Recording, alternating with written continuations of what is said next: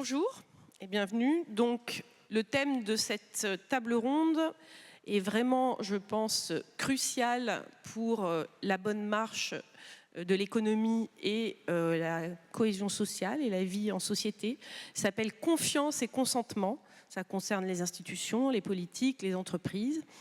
Et c'est nécessaire, indispensable pour parvenir à vivre ensemble. Et également, ça aide à la croissance économique. C'est aussi efficace. Donc, pour parler de ce sujet, nous aurons en visio Stéphanie Stantcheva, qui est une grande économiste de renom, qui est professeure à Harvard, et nous la remercions parce qu'elle est à Boston et il est 5h30 là-bas. Donc, elle s'est levée très tôt pour venir nous parler. Voilà. Nous avons également Louis Fidel, donc, qui est le fondateur d'un observatoire des opinions écologiques. Également Marion Darietor, qui préside le think tank Entreprise et Progrès. Et à ma droite, Sylvain Rabuel, qui est le président du 3e opérateur privé de maisons de retraite en France, qui s'appelle Domus Vie. Voilà. Donc, Stéphanie, je vais peut-être commencer avec vous, puisque vous avez fondé à Harvard le Social Economics Lab et vous appliquez une méthode à l'intérieur de ce laboratoire où vous menez des enquêtes d'opinion en ligne de masse pour vous intéresser aux perceptions et aux ressentis des citoyens face aux sujets économiques et aux politiques publiques pour mieux savoir comment les accompagner, quels sont peut-être les préjugés, les blocages à lever, voilà. Et donc, je suis intéressée de savoir auprès de vous, ce sujet a été assez négligé en économie, ce sujet de la confiance, de l'accompagnement, de la perception des citoyens. Et donc, vous faites vraiment un travail pionnier dans ce domaine. Et donc, expliquez-nous un peu quelles sont vos découvertes. Merci beaucoup et merci à tous d'être là. Je suis vraiment heureuse d'être parmi vous, même en visio. Non, c'est une très bonne question et sur ce thème de la confiance et du consentement, je vais vous parler de 2 recherches récentes qui montrent comment le manque de confiance en fait influe sur le consentement aux politiques publiques, qui est basé sur les travaux du Social Economics Lab à Harvard. La première recherche porte sur une façon de penser qui est très reliée au manque de confiance, qui est cette vision du monde à somme nulle. Et j'étais très heureuse d'entendre Jean Tirole en parler il y a quelques minutes. Et le deuxième recherche porte sur le soutien aux politiques climatiques, où la confiance joue un rôle très très important. Donc pour le premier thème, cette question de la vision du monde à somme nulle. C'est une vision du monde que certaines personnes ont et qui suggère que lorsqu'une personne ou un groupe s'enrichit, c'est au détriment des autres. D'autres personnes ont plutôt tendance à croire que dans un monde à somme positive, il est tout à fait possible que certains s'enrichissent et progressent tout en contribuant aux autres de façon positive, en contribuant à la société. Et il s'avère que l'adhésion à l'une ou l'autre de ces visions est vraiment un facteur crucial pour nos comportements et pour nos vues politiques. Donc, par exemple, un contexte où toutes les ressources et tous les actifs importants sont en quantité limitée est susceptible de provoquer une vision plus conflictuelle du monde, dans lequel les échanges entre les individus sont considérés comme compétitifs, comme étant à somme nulle. Et par exemple, c'est sûrement le cas dans les sociétés pré-industrielles à petite échelle où la terre est limitée, les ressources sont limitées. Mais aujourd'hui, est-ce que c'est le cas? Est-ce que c'est quelque chose qui est encore pertinent? Ce qu'on voit, c'est que cette mentalité à somme nulle a été très prévalente dans de nombreuses régions du monde à différents moments historiques, mais aujourd'hui, ça continue à dominer, même dans des contextes qui ne sont pas ou ne sont plus vraiment à somme nulle. Et dans cette étude récente, on examine à quel point cette croyance est encore répandue et à quel point elle peut éclairer le paysage social, politique, culturel actuel. Et ce qu'on voit, c'est que les personnes qui voient le monde comme étant à somme nulle ont tendance à soutenir davantage de politiques de redistribution, c'est-à-dire essayer de prendre, par exemple, parmi les personnes plus aisées et redistribuer vers les personnes plus pauvres. En gros, des politiques qui favorisent l'accès aux ressources aux groupes défavorisés. Donc, il s'agit notamment d'impôts et de transferts progressifs, également de discrimination positive en faveur des femmes ou des minorités ethniques. Mais ces personnes ont également tendance à soutenir des politiques migratoires plus restrictives. Et cette pensée à somme nulle est en général associée un petit peu plus avec un soutien aux partis de gauche, mais c'est pas très fort. C'est quelque chose qui est très répandu à gauche, à droite, dans tous les partis. Et de façon très frappante, les générations plus jeunes aujourd'hui, en France, comme aux États-Unis ou dans d'autres pays riches, ont bien plus tendance à avoir une vision du monde à somme nulle que les générations plus aisées. Et on peut se demander qu'est-ce qui explique ce phénomène. Et on voit que ça peut s'expliquer par la réduction de la croissance et des opportunités économiques que les générations plus jeunes ont vécues pendant leur jeunesse par rapport aux générations précédentes. Donc ce qu'on vit pendant la jeunesse est très influent et très important. Et ensuite, ces visions du monde persistent durant le reste de notre vie. On voit aussi, par exemple, que les hommes ont en général tendance à avoir une vision plus zéro somme du monde que les femmes. Et également, les personnes devenues plus modestes ont plus souvent cette vision que les personnes plus riches. Et on peut tracer les origines de cette vision dans l'histoire familiale. Par exemple, si on a fait l'expérience de mobilité sociale, on a moins tendance à voir le monde en termes de somme nulle. Euh, si on a une histoire d'immigration dans la famille, ou si on a pu voir vivre autour d'immigrants qui ont bien réussi, tout ça, c'est corrélé avec moins de vision à somme nulle. Mais c'est une vision qui est très reliée à la confiance. Clairement, ce n'est pas une vision qui est propice à faire confiance à d'autres groupes. C'est plutôt une vision qui voit le monde en termes très conflictuels, très compétitifs. Et donc, c'est important de prendre en compte que les générations plus jeunes aujourd'hui grandissent dans un environnement qui est beaucoup moins propice à la confiance et beaucoup plus propice à cette vision à somme nulle du monde. La deuxième recherche, brièvement, est sur le soutien aux politiques climatiques, qui sont des politiques qui nécessitent beaucoup de compréhension de la part des citoyens et aussi beaucoup de confiance pour être soutenues. Et dans une nouvelle étude qu'on a fait avec l'OCDE en partenariat avec Harvard, qui porte sur 20 pays, on essaye de comprendre pourquoi, quelles sont les préférences, les préoccupations des citoyens quant aux politiques climatiques. Et les grands enseignements que je voudrais juste vous résumer, c'est tout d'abord que la préoccupation concernant le changement climatique est très, très répandue. On trouve très peu de climato-sceptiques dans les 20 pays, qui incluent la France. Et en fait, une large majorité de gens aujourd'hui sont très en faveur de politiques climatiques plus ambitieuses.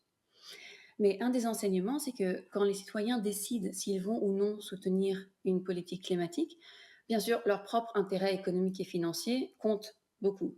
Mais c'est de loin pas le seul facteur déterminant. Euh, Au-delà des conséquences sur soi-même et sur son ménage, il y a deux autres éléments clés qui sont très importants. D'abord, une politique doit être perçue comme être efficace.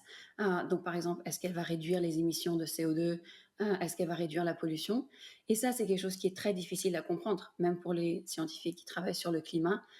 C'est une longue chaîne de causalité d'effets qui n'est pas facile à comprendre entre une politique et les effets sur les températures ou sur les pollutions.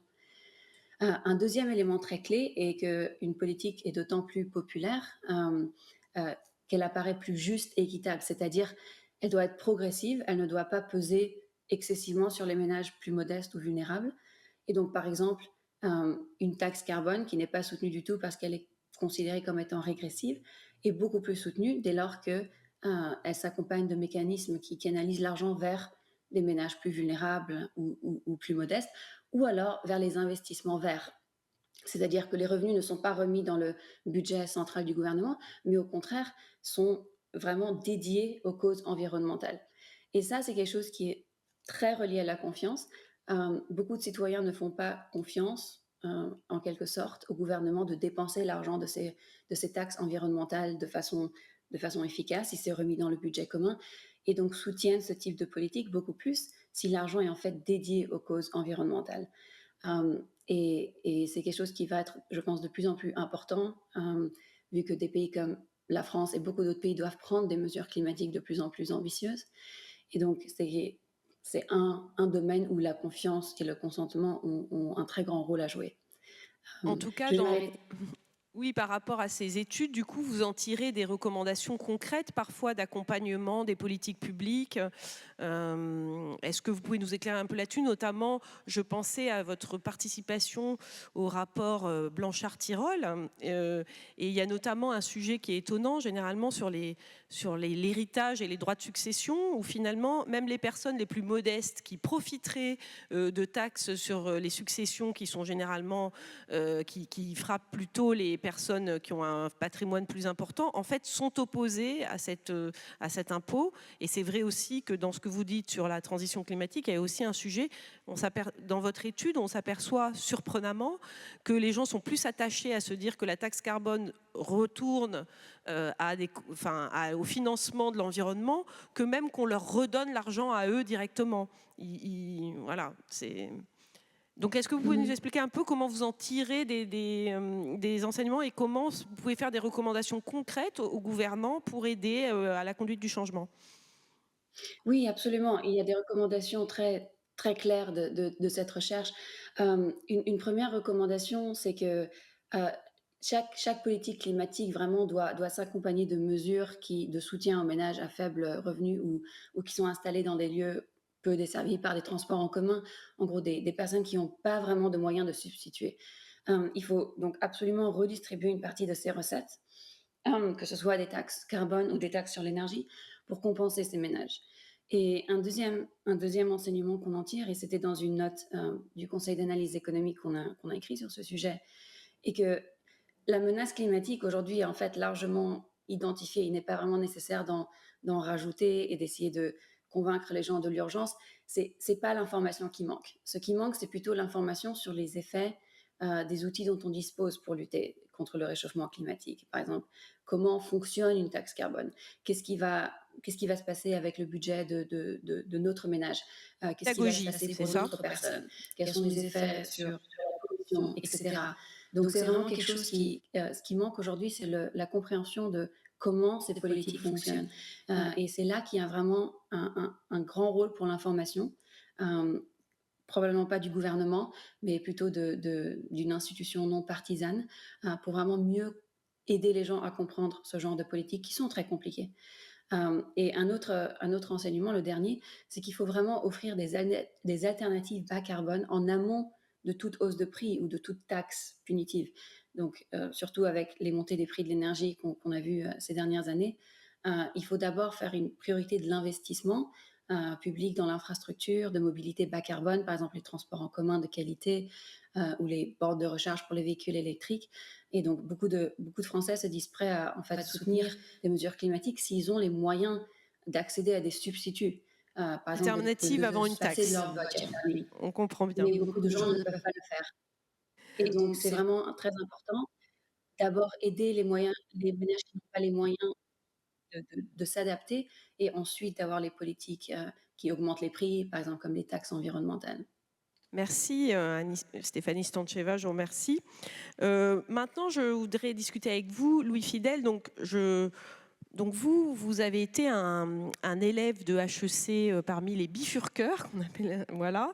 C'est-à-dire que vous avez signé ce manifeste pour un réveil écologique avec 32 000 étudiants des grandes écoles pour un peu faire pression sur votre école pour qu'elle intègre mieux les enjeux écologiques au sein de son programme et du cursus pédagogique. Et maintenant, vous êtes un ancien élève de HEC, vous avez terminé vos études, mais vous continuez de participer à ce collectif HEC Transition des alumni qui continue de faire attention au programme de l'école. Et vous avez donc fondé cet observatoire des opinions écologiques. Ce qui est intéressant dans le premier travail que vous avez fait au sein de cet observatoire, c'est que justement, au lieu de poser des questions abstraites et consensuelles, genre voulez-vous sauver la planète ou est-ce que vous pensez que c'est important le réchauffement climatique, vous avez préféré faire un sondage autour des assertions et des affirmations qui circulent, qui justifient l'inaction écologique. Par exemple, la France, c'est simplement 1% des émissions. c'est aux autres pays de se bouger, ou de toute façon, moi, en tant qu'individu, je peux rien faire, c'est plutôt à l'État de faire quelque chose, voilà. Donc, vous avez fait une liste de 31 questions qui sont un peu ces assertions, et vous regardez leur niveau de soutien, dont vous apercevez qu'il est très large. Donc, racontez-nous un peu quelles ont été notamment les 5 questions sur lesquelles il y a un soutien le plus fort et qui crée un blocage réellement pour avancer dans la transition écologique. Bonjour à toutes et à tous. Effectivement, donc nous, on a créé l'Observatoire des opinions écologiques. Ça fait 1 an maintenant qu'on existe et notre premier rapport, justement, ambitionnait de prendre un peu le contrepoint des discours et des sondages qui existent sur les sujets écologiques, visant à témoigner d'un énorme consensus dans la société. Du genre, 92% des Français pensent que c'est une priorité. C'est des sondages qu'on entend régulièrement, qui ont souvent un peu une valeur performative pour pousser l'écologie politique et montrer qu'elle serait consensuelle. Derrière, on voit bien que dès qu'on vient dans le concret, c'est-à-dire que des propositions politiques qui voudraient changer la vie des gens, on voit des blocages. Et donc, nous, on voulait prendre un peu le contrepoint sur quels sont ces blocages et d'essayer de lister toute une batterie d'arguments qu'on entend et qu'on a essayé de catégoriser en 2 grandes parties. D'abord, des arguments qu'on a appelés les punchlines. Vous les voyez, vous écoutez la télévision, vous lisez les journaux, il y a tout un tas d'arguments qui reviennent assez régulièrement, qu'on connaît, vous avez commencé à les citer. Le problème, c'est la démographie en Afrique. La France, c'est que 1% des émissions. L'écologie est une chose de bobo déconnecté. L'écologie est anti-humaniste, etc. Ces arguments, on voulait mesurer, nous, au-delà d'essayer de témoigner de pourquoi les gens pouvaient être engagés pour l'écologie, si on mesurait qu'ils étaient d'accord avec des propositions comme cela, on pouvait expliquer ensuite pourquoi ils étaient finalement assez peu propices à l'action et donc plutôt portés sur l'inaction. Donc ça, c'est le premier type d'argument, c'est punchline, je reviendrai avec des exemples. Le deuxième type d'argument qu'on a essayé de mobiliser, une quinzaine d'arguments, c'est plutôt des raisons profondes qui ne touchent pas forcément à l'écologie au sens large, mais qui pourraient expliquer pourquoi des politiques ne seraient pas soutenues. Alors d'abord, peut-être en petit contrepoint par rapport à ce que disait ma prédécesseuse, il reste dans la société un premier argument fondamental qui est le déni climatique, le déni de la crise, le déni de la situation. Ce ne sont pas des opinions minoritaires. Nous, on a mesuré que 30%, donc 1 Français sur 3, ne font pas confiance aux experts du climat. C'est quand même beaucoup. Et à partir du moment où on n'a pas confiance aux experts qui alertent, effectivement, on ne va pas forcément être porté au soutien des politiques qui découlent des recommandations que pourraient émettre ces experts. Pareillement, on a environ 1/4 des Français qui pensent que le problème écologique au sens large ne menace pas sérieusement la société. C'est évidemment une idée qui est plutôt portée par un électorat plus conservateur, là où la gauche et le centre sont plutôt, pensent que le problème écologique pourrait menacer sérieusement la société. Donc ça, c'est un premier type d'argument qu'on ne peut pas évacuer. Effectivement, le déni est encore présent et il faut lutter contre ce déni qui, sans cela, interdit toute action. Un deuxième grand type d'argument sur lequel nous, on n'avait pas mesuré l'ampleur, et ce n'est pas forcément un sujet qui est souvent évoqué, on a appelé ça le fatalisme anthropologique. En gros, l'idée, c'est que ce serait dans la nature humaine qu'on ne pourrait pas traiter le problème environnemental, se raisonner dans ses usages, que l'homme par nature voudrait toujours plus. Effectivement, face à ça, si on en est convaincu, toutes les politiques écologiques vont un peu se casser les dents. Et ça, c'est des arguments qui sont soutenus par 75% des Français. Donc, ici dans la salle, il y a vraisemblablement des gens qui pensent que la nature humaine est opposée à l'ambition écologique qu'on pourrait avoir. Effectivement, une fois qu'on est convaincu de ça, on ne peut rien changer. Là, changer la nature humaine, c'est un peu compliqué. Donc, sur ça, c'est un point important aussi à noter, que les jeunes, globalement, sont moins fatalistes, contrairement à ce qu'on pourrait entendre généralement sur un peu les jeunes complètement paniqués, c'est la fin du monde, voilà. Non, sur ces sujets-là, les jeunes croient au changement, mais ils sont, on va dire, plus souvent... un point important aussi, et ça me fait rebondir, on n'a pas de génération climat, tant que je parle des jeunes. La jeunesse n'est pas uniforme dans ses réponses, il n'y a donc pas de génération climat. En revanche, il y a chez les jeunes, en général, un soutien moins puissant à ces arguments de type qui mènerait à l'inaction. Enfin, un dernier argument qui nous semble extrêmement important, c'est celui, on l'évoquait, de la France fait déjà sa part. Effectivement, si la France fait déjà sa part aujourd'hui, derrière, il va être difficile d'en demander plus. Si le problème vient d'ailleurs, vient de la consommation aux États-Unis, en Chine, que la France c'est que 1% des émissions, argument qu'on entend quand même matin, midi et soir, effectivement derrière toute politique écologique va aussi se casser les dents. Donc ça c'est quand même un point important. Et je terminerai sur un autre argument qu'on a voulu mesurer, c'est d'identifier l'écologie à ceux qui la défendent. Et donc le fameux argument des bobos déconnectés qui ne comprennent rien à la société. On voulait mesurer évidemment, donc nous on a proposé l'écologie est une préoccupation de bobos déconnectés. Combien de pourcents? Je ne vais pas faire un sondage dans la salle. On est à 43% des Français qui sont d'accord avec cette proposition. C'est beaucoup, ce n'est pas la majorité. Et ce qui est intéressant dans cette question, c'est de la raffiner par les revenus, par les tranches de revenus. Et on pourrait s'attendre à ce que ce soit plutôt les classes populaires, les revenus les plus faibles, qui défendent cette idée. En réalité, le revenu ne joue que très peu dans le soutien à ces propositions. On a à peu près les mêmes taux, quelles que soient les tranches de revenus, donc ce n'est pas par le revenu qu'on se distingue, c'est bien plus par un côté idéologique, et je terminerai, je conclurai là-dessus. Un des arguments fondamentaux, je le disais, le déni, le fatalisme anthropologique, un optimisme tourné vers l'action, mais derrière, il y a quand même une ligne de force qu'on ne peut pas négliger, c'est le rejet idéologique de ce que incarne l'écologie. Par exemple, on a testé que l'écologie est anti-progrès, l'écologie est anti-humaniste, l'écologie est un truc de bobo déconnecté. Ces propositions ne sont pas soutenues particulièrement par les classes populaires, mais sont soutenues par la droite et l'extrême droite. Voilà. Donc c'est une proposition idéologique qui s'inscrit dans les clivages traditionnels politiques, et ce rejet viscéral idéologique de l'écologie est aussi un problème parce que beaucoup de gens votent pour ces partis-là et donc vont être portés sur ces propositions. Donc je conclurai sur ce point. L'écologie aujourd'hui n'est pas un consensus, et ça il faut en être convaincu, ce qui selon moi, et là plutôt à titre personnel, n'est pas nécessairement un problème. Si l'écologie est bien une question politique, historiquement les avancées politiques, les changements politiques ne se sont pas faits de manière consensuelle. Donc pourquoi pour l'écologie ce serait différent? Donc ce n'est pas nécessairement un problème. Il y avait une montée en puissance ces dernières années de la perception de la crise, de l'ambition écologique. La réalité aujourd'hui, c'est que maintenant qu'on passe à l'étape du concret, à l'action, on arrive à une étape où l'écologie crée des clivages, n'est pas consensuelle, ce n'est pas nécessairement un problème, mais il faut continuer à réduire potentiellement les arguments que nous on a identifiés, les lignes de force qui aboutissent à un rejet et à l'inaction, plutôt qu'à une possibilité de l'action. Et ça, c'est un peu l'ambition de notre observatoire. C'était notre premier rapport sur l'inaction. Donc c'est assez riche, vous pourrez trouver plein de statistiques qui sûrement vous intéresseront beaucoup. Je vous invite à lire le rapport et on pourra en parler si ça vous intéresse. Et donc ensuite, nous, on a toute une série de sondages à pondre également sur énormément d'enjeux différents.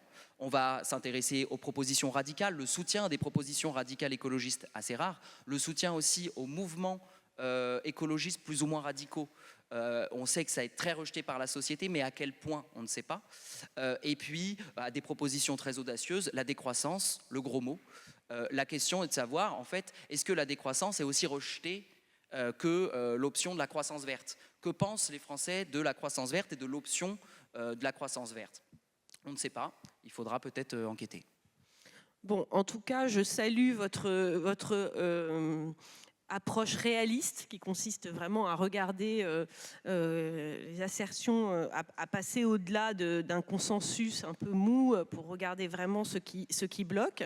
Je comprends que votre sujet est de dire que finalement l'écologie sera une bataille, une bataille politique. Elle peut cependant avancer aussi à bas bruit et d'une manière tout aussi pragmatique dans les entreprises. Et là, je me tourne vers vous, Marion Darrieutor. Donc, vous présidez ce think tank Entreprises et Progrès. Pour ceux qui ne le connaîtraient pas, c'est un cercle de réflexion qui a été fondé dans les années 70 par deux patrons emblématiques sociaux, Antoine Riboud donc chez Danone et François Dalle chez L'Oréal.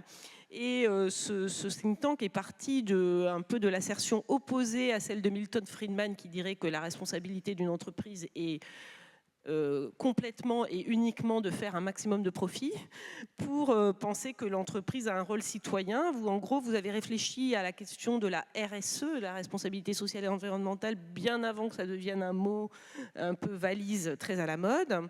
Et notamment, notamment, il y a eu des réflexions dans votre think tank sur cette question de la transition écologique qui avance de manière assez pratique et concrète et par des investissements au sein des entreprises. Et vous avez publié récemment un sondage assez étonnant, voilà, dans lequel on voit qu'une majorité de Français pensent que les entreprises devraient inciter leurs salariés à voter. Voilà, par exemple. Donc, parlez-nous un peu, et d'abord de ce sondage, de pourquoi vous l'avez fait, et également des recommandations que vous avez pour justement créer ce lien de confiance et que les entreprises participent à cette notion de confiance au sein de la société. Notamment, je sais que vous avez tout un travail autour de l'entreprise fraternelle. Effectivement, on a eu envie de faire un sondage avant les élections pour comprendre si effectivement les salariés, les collaborateurs attendaient de leur entreprise qu'on parle politique et surtout vote en entreprise. Pourquoi on a fait ce sondage? Parce qu'au moment du conflit au Proche-Orient, on s'est rendu compte que le conflit géopolitique, et avec la guerre en Ukraine également, s'était invité dans les murs de l'entreprise. Donc on s'est posé la question de est-ce que la politique en France va s'inviter dans les murs de l'entreprise? Et on a été hyper stupéfait. Franchement, on ne s'attendait pas du tout à ce que 6 Français sur 10 disent « j'attends du chef d'entreprise qui puisse organiser le débat et libérer la parole sur la question du vote en entreprise ». Sincèrement, on ne s'attendait pas du tout à ça. On n'a pas refait le sondage depuis lundi. Je pense que le chiffre peut-être aurait augmenté. Qu'est-ce que ça veut dire? Et la question qu'on s'est posée, c'est est-ce que ça montre qu'il y a une politisation des entreprises? Nous, on ne pense pas. Il y a plutôt une sociétalisation des entreprises. C'est-à-dire il y a des interpellations sociétales qui s'adressent et qui arrivent dans les entreprises et auprès du chef d'entreprise. Et il est appelé, il est interpellé, le chef d'entreprise, pour prendre position sur des débats de société. Quand je dis qu'il n'y a pas de politisation, c'est que sur le sujet du vote, les Français ne disent pas au chef d'entreprise « dites-nous, parlons du contenu », parlons de façon partisane et politique, c'est plutôt parler de l'acte citoyen qui est le fait d'aller voter, et c'est sans doute la lutte contre l'abstention qui est derrière tout ça.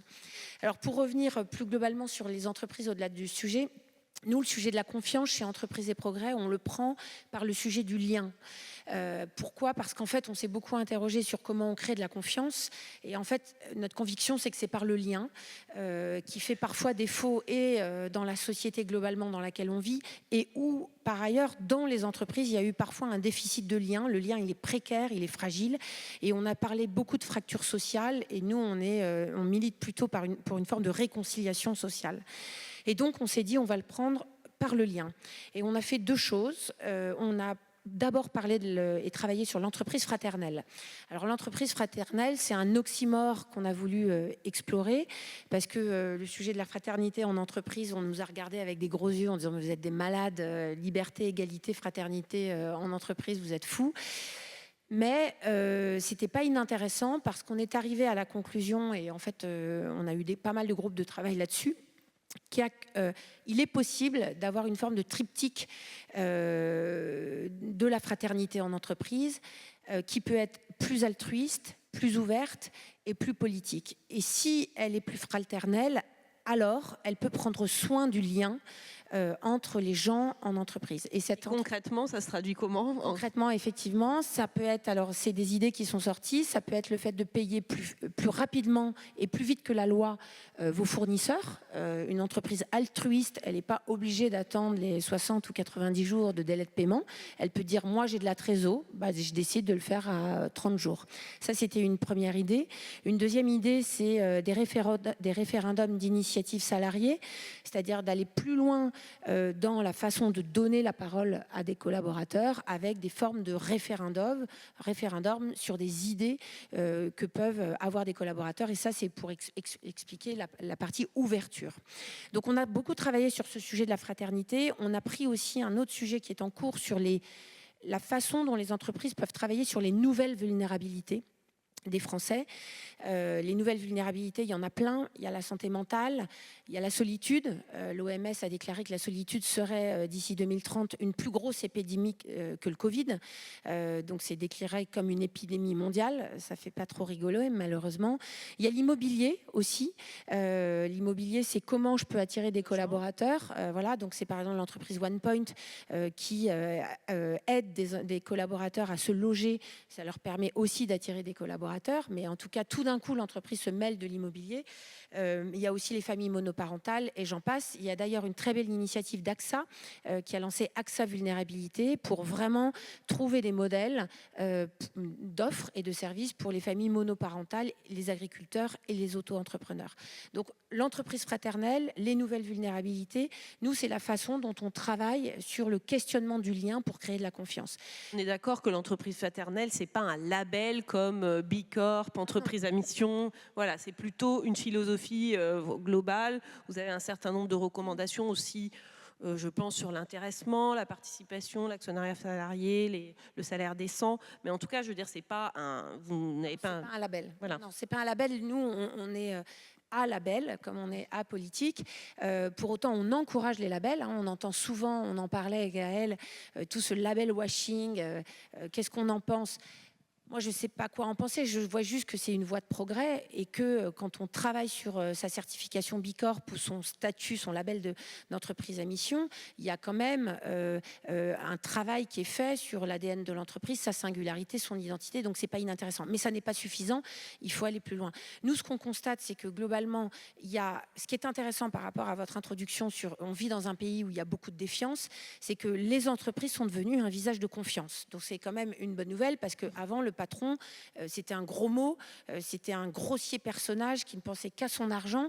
Bah, il y a quand même une évolution qui est qu'on fait plus confiance dans les entreprises qu'avant. Et ça, je pense que la loi Pacte, les labels divers et variés ont aidé à ça. Mais l'enjeu, c'est la suite. Pourquoi ? Parce que maintenant que les entreprises ont ouvert les portes de leur entreprise, avec tout ça, maintenant, il faut assumer. Et qu'est-ce qui se passe ? C'est que les parties prenantes, maintenant, se sentent invitées dans les entreprises. Du coup, elles débarquent dans les assemblées générales. On l'a vu avec Amundi. Elles contestent des rapports qu'elles ont contribué à faire. On l'a vu avec Guerlain et sa crème quantique, où sa propre scientifique a critiqué la démarche de l'entreprise. On l'a vu avec McDo et Starbucks au Proche-Orient, où leurs propres collaborateurs font des appels au boycott contre ces entreprises. Donc, maintenant que les portes ont été ouvertes, les parties prenantes se sont installées. Et donc, moi, ma recommandation, et c'est ce qu'on porte, et moi, c'est ce à quoi je crois, c'est que il faut qu'on aille plus loin. C'est-à-dire que tout ça, ça a été bien, on a ouvert la voie de la transparence, maintenant, il faut qu'on passe au dialogue. Et dans le dialogue, c'est là où on prend soin du lien. Parce qu'il y a d'autres moments, il y a d'autres formats, c'est extrêmement intéressant à travailler. Et il y a plein d'entreprises qui l'ont compris. C'est pas que de la comitologie, ça j'insiste là-dessus, les comités c'est bien, mais c'est pas que ça. Et peut-être je peux citer quelques initiatives. ADP, ils ont fait un truc, ça s'appelle Entre voisins. C'est une maison des riverains à côté de l'aéroport où on vient discuter entre voisins. Et donc c'est vraiment du dialogue de nos frustrations, notre colère face à tout le bazar de l'aéroport. Ça, c'est hyper intéressant parce que ça permet de déminer des contestations, mais c'est un vrai dialogue et ADP a vachement progressé. Donc il y a plein d'initiatives voilà, mais il faut aller au-delà de la transparence et au-delà des comités, sinon c'est pas suffisant. Bon, merci Marion, parce que vous m'offrez une transition toute trouvée vers Sylvain Rabuel, puisque justement, cette idée d'un dialogue et de recréer un dialogue avec les parties prenantes, c'est ce que vous avez fait. Votre secteur, donc vous avez vraiment un cas pratique, parce que votre secteur a été confronté à une très grave crise de confiance à la suite de la publication du livre Les Fossoyeurs de Victor Castanet, qui a créé un scandale qui est sur un de vos grands concurrents, Orpea, qui s'est rebaptisé Emeis depuis. Et donc, il y a quand même une tourmente, et j'imagine que toutes les familles de l'ensemble dans les maisons de retraite et dans les EHPAD ont commencé à se poser la question de savoir si leurs parents âgés étaient bien traités dans ces établissements. Et donc, il fallait d'urgence un peu regagner la confiance de ces familles. Donc, vous avez fait comment ? Merci. Bonjour à toutes et à tous. Oui, moi je vais essayer d'apporter un témoignage. et de raconter en quelques minutes comment faire face à une crise de confiance généralisée quand on est dans une entreprise, somme toute, respectable, qui fait bien son métier et qui n'a rien demandé à personne. Parce que c'est la caractéristique de ce qu'on a vécu dans le métier des services et des soins aux personnes âgées depuis 3 à 4 années.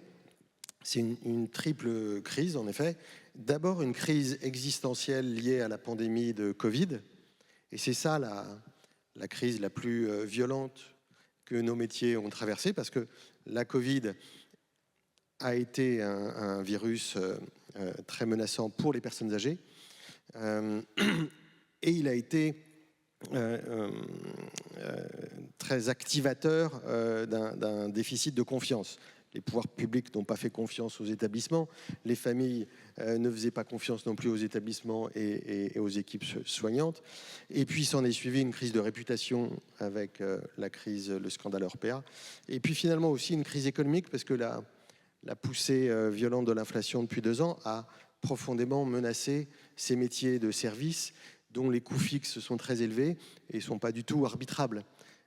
Donc il y a eu une succession de crises très violentes. Quand je dis que DomusVi n'a rien demandé à personne, c'est que je considère qu'on a fait face très efficacement et très honorablement à la crise Covid. On a protégé du mieux qu'on pouvait les personnes âgées dont on s'occupait. On a aussi préservé la santé de nos salariés.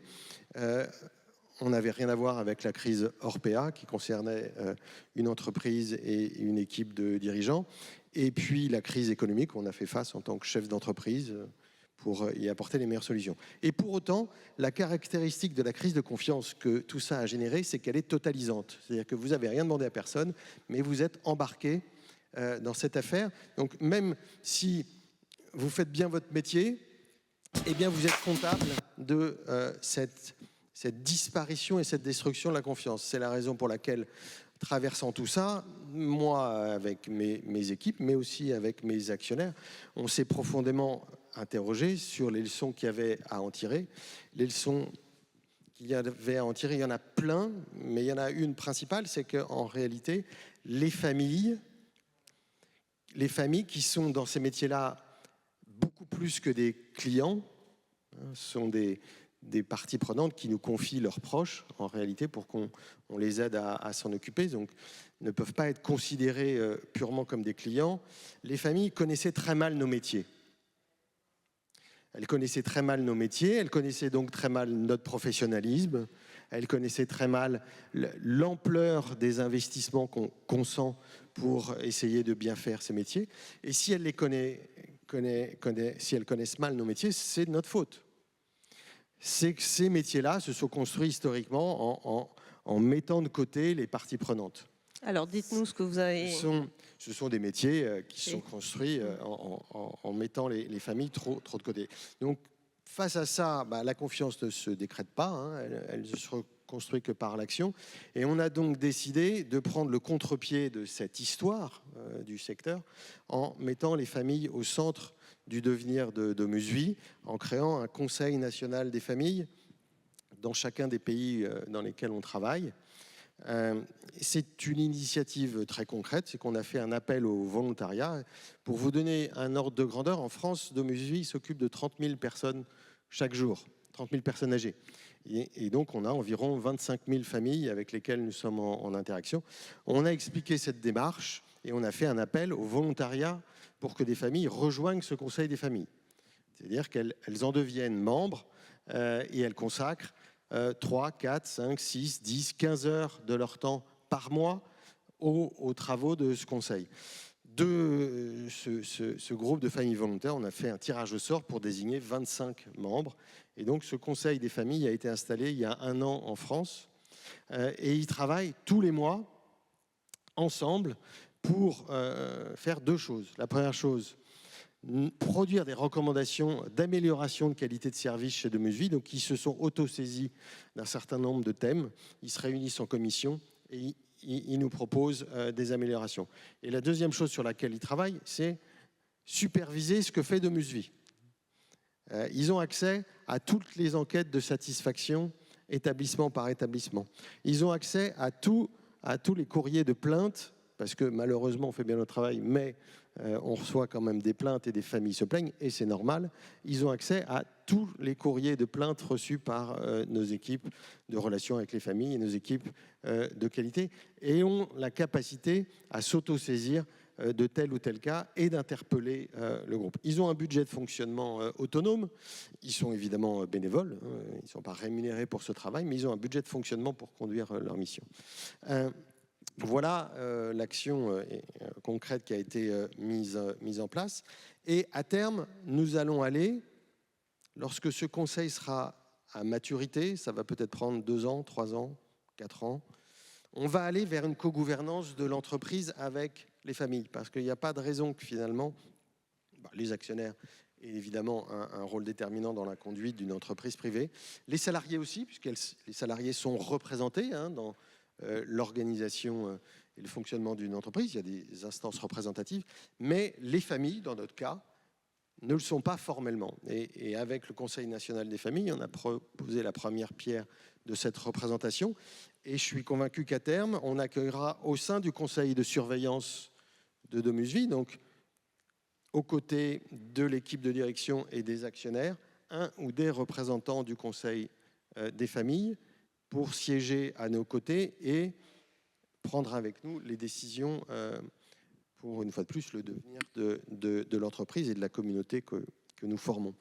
Voilà l'initiative que nous prenons, d'ailleurs, parce que c'est en plein déploiement dans d'autres pays dans lesquels nous travaillons après la France. Merci Monsieur Rabel. On a été bien bavard, donc il nous reste peu de temps, mais il y avait une question que j'ai vu passer là sur y a-t-il une évolution des extrémistes pour ou contre l'écologie? Moi, je pense que c'est assez facile d'y répondre, mais je vous laisse peut-être, Louis, puisque vous avez fait ce sondage là-dessus. Oui, alors nous, comme on n'a fait qu'un sondage, c'est difficile de mesurer une évolution. En revanche, ce qu'on peut constater sur cette question, c'est qu'il y a une vraie polarisation sur certaines questions, je l'expliquais. Par exemple, je vous donne un exemple, bon, j'imagine qu'il parle d'extrémistes politiques, pas de revenus ou d'âge. Et donc, en termes politiques, si on compare par exemple la confiance dans les experts du climat, politiquement, je reprenais les statistiques rapidement, on a un accord général à environ 60%, je disais 30% qui ne font pas confiance aux experts du climat, donc environ 70% qui leur font confiance. Si on raffine par le vote, on a 38% de l'électorat Le Pen qui a confiance dans les experts du climat. 70% en moyenne, 38% dans l'électorat Le Pen, 30% dans l'électorat Zemmour. Ça monte à plus de 95% pour l'électorat Jadot. C'est assez logique. Tout ça, c'est par rapport au vote à la présidentielle en 2022. 88%, il me semble, pour l'électorat Mélenchon. Donc, on voit bien qu'il y a une polarisation sur cette question qui est la confiance dans les experts du climat, et pour plein d'autres questions, on a des écarts assez considérables entre des franges, on va dire, radicales de ces deux grands blocs, du grand bloc de gauche, donc des franges avec des taux d'accord extrêmement élevés à des propositions très engagées, et des taux de rejet, notamment situés dans l'électorat Zemmour, qui sont extrêmes. Donc, polarisation, et on reviendra pour la deuxième version de notre sondage pour témoigner des évolutions. Plus globalement, peut-être Stéphanie, est-ce que vous, puisque vous menez plusieurs enquêtes et qui sont internationales, est-ce que vous voyez un lien global entre le niveau de confiance que les gens ont sur les gens, notamment sur ces questions? Est-ce que vous feriez confiance à un inconnu, ou est-ce que vous pensez que globalement il faut faire attention, ou est-ce que globalement il faut être confiant, et justement le vote extrême? J'ai pas travaillé sur ce thème-là, mais je sais qu'il y a de la recherche là-dessus. Et oui, ce lien existe. Donc il y a un lien entre un manque de confiance et un vote pour certains types de partis, tout comme il y a un lien entre avoir une vision plus somme nulle du monde et ce genre de vote aussi. Et c'est le cas dans beaucoup de pays. C'est souvent relié aux plateformes de ces partis qui ont plutôt une tendance de voir le monde avec des conflits entre les groupes, que ce soit entre personnes plus riches, personnes plus pauvres, entre immigrants et non-immigrants, entre différents groupes ethniques. Donc c'est quelque chose qui est là et qui est montré par d'autres recherches. Merci beaucoup. Bon, désolé, mais nous devons en rester là. Je passe la parole maintenant à Cyril Batolo, le président de la COP3 étudiante, qui va venir à ce pupitre. Donc, la COP étudiante, c'est une réplique un peu des conférences de l'ONU sur le climat, mais qui s'adresse à un public étudiant. Je pense que la dernière s'est déroulée l'an dernier à Angers. Et donc, il va nous parler de comment les jeunes générations se mobilisent. Voilà, je vous en prie.